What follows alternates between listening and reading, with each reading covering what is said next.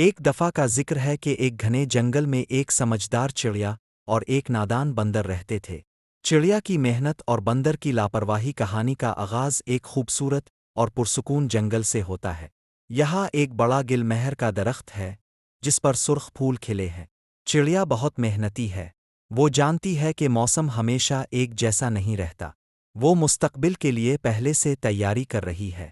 وہ تنکے پتے اور نرم گھاس جمع کر کے درخت کی ایک اونچی محفوظ شاخ پر اپنا گھونسلہ بنا رہی ہے۔ اس کی ہر حرکت سے اس کی سمجھداری اور دور اندیشی آیا ہے۔ دوسری طرف اسی درخت کی ایک نچلی ننگی شاخ پر بندر آرام سے بیٹھا ہے۔ وہ مزے سے پھل کھا رہا ہے اور چڑیا کو محنت کرتے ہوئے دیکھ کر مسکرا رہا ہے۔ بندر کے لیے صرف آج اہم ہے۔ وہ سوچتا ہے کہ جب موسم اچھا ہے اور کھانا وافر ہے تو محنت کرنے کی کیا ضرورت ہے۔ وہ مستقبل کی فکر سے بالکل آزاد اور لاپرواہ ہے۔ وقت گزرتا گیا اور آخرکار وہی ہوا جس کا چڑیا کو ڈر تھا۔ موسم بدل گیا۔ آسمان پر گہرے، بھاری اور سیاہ بادل چھا گئے اور شدید بارش شروع ہو گئی۔ دونوں کی حالت میں پورا جنگل پانی سے بھیگ گیا۔ چڑیا جس نے محنت سے اپنا گھونسلہ مکمل کر لیا تھا نظر آنے لگا۔ اپنے محفوظ، خشک اور گرم گھونسلے کے اندر آرام سے بیٹھی تھی۔ وہ باہر کی تباہی کو دیکھ رہی تھی لیکن اسے کوئی خطرہ نہیں تھا۔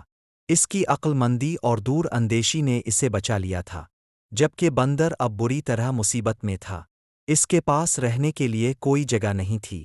وہ اسی ننگی شاخ پر بیٹھا تھا، مکمل طور پر بھیگ چکا تھا اور ڈانس سے کانپ اس کا سارا غرور اور لاپرواہی ختم ہو چکی تھی۔ وہ اپنے ہاتھوں سے سر کو ڈھانپنے کی کوشش کر رہا تھا لیکن بارش کا پانی مسلسل اس پر گر رہا تھا۔ اس کی حالت انتہائی قابل رحم تھی اور اسے اب اپنی نادانی کا احساس ہو رہا تھا۔ جب اس نے چڑیا کو اپنے گرم اور خشک گھونسلے میں آرام سے بیٹھے دیکھا تو اسے چڑیا کی نصیحتیں جو اس نے پہلے دی تھیں یاد آئیں، لیکن بجائے اس کے کہ وہ اپنی غلطی مانتا، اسے چڑیا پر سخت غصہ آیا۔ اس کا بندر غصے سے پاگل ہو کر چڑیا کے گھونسلے کی طرف بڑھا۔ وہ اسی درخت پر چڑھا جہاں چڑیا کا خوبصورت گھونسلہ تھا۔ اپنے بڑے ہاتھوں سے اس نے بے دردی سے چڑیا کے گھر کو تباہ کرنا شروع کر دیا۔ اس نے تنکے پتے اور گھاس جو چڑیا نے اتنی محنت سے جمع کیے تھے سب اکھیڑ کر بارش میں پھینک دیے۔ بیچاری چڑیا اپنے گھر کو تباہ ہوتے دیکھ کر کچھ نہ کر سکی۔ اسے اپنی جان بچانے کے لیے بارش میں وہاں سے دوسری اونچی شاخ پر گیلی اور ڈانسز سے کانپتی ہوئی بیٹھی تھی۔ وہ خاموشی سے اپنے گھر کی تباہی دیکھ رہی تھی۔ بندر نے اپنی نادانی اور غصے میں نہ صرف اپنا نقصان کیا کیونکہ وہ اب بھی بے گھر تھا، بلکہ چڑیا کا گھر بھی تباہ کر دیا۔ طوفان اور تباہی کے بعد گہرے سیاہ بادل مکمل طور پر غائب ہو گئے۔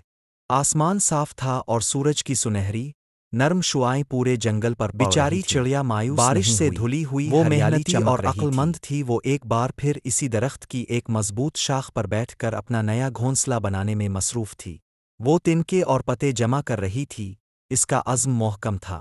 دوسری طرف بندر جس نے غصے میں تباہی مچائی تھی اب لیکن اس کا چہرہ سوچ میں ڈوبا ہوا تھا۔ ایک نچلی کے پاس کوئی شاخ پر بیٹھا تھا اور وہ تنہا نظر آ رہا تھا۔